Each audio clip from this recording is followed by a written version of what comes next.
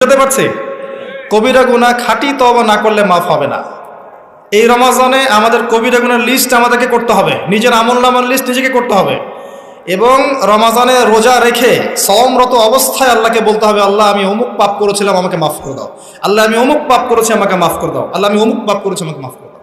পারা যাবে ইনশাল্লাহ? আল্লাহর জন্য এক মুহূর্তের ব্যাপার।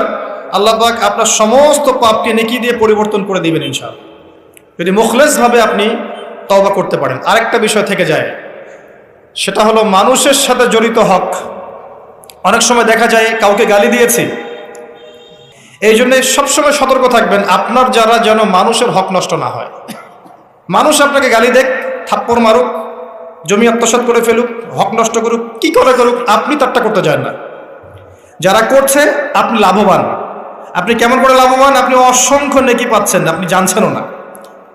যেই আপনার বিরুদ্ধে মনে করেন আপনি নিষ্পাপ, আপনি মাজলুম, আপনি কোনো অন্যায় করেন নাই, আপনার বিরুদ্ধে জুলুম করা হচ্ছে, অপবাদ দেওয়া হচ্ছে, আপনাকে আন্ডারস্টিমেট করা হচ্ছে, ইত্যাদি ইত্যাদি, আপনি বসে বসে নেকি পাচ্ছেন, বসে বসে নেকি পাচ্ছেন। এবং পরকালে কিয়ামতের মাঠে উঠে দেখবেন অসংখ্য নেকি অটোমেটিক আপনার আমলনামায় চলে আসবে। তখন তারা আফসোস করবে, দুনিয়াতে এই কাজগুলো না করে ভালো কিছু করলে ভালো হতো। যাই হোক, মানুষের সাথে জড়িত পাপ আল্লাহর কাছে মাফ হবে না।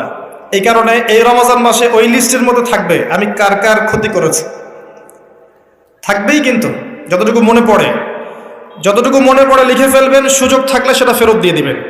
যদি সুযোগ না থাকে ক্ষমা চেয়ে নেবেন, যদি সেই সুযোগও না থাকে তার পরিবারের কাছে ক্ষমা চেয়ে নেবেন, যদি সেই সুযোগও না থাকে তার পক্ষ থেকে সদকা করে দিয়ে পারা যাবে ইনশাল্লাহ। সেই সুযোগও নাই, তাহলে হাতটা তুলে তার জন্য দোয়া করবেন, আল্লাহ আমি আমার অমুক ভাইকে মিথ্যা অপবাদ দিয়েছিলাম, আল্লাহ তুমি তাকে মাফ করে দিও।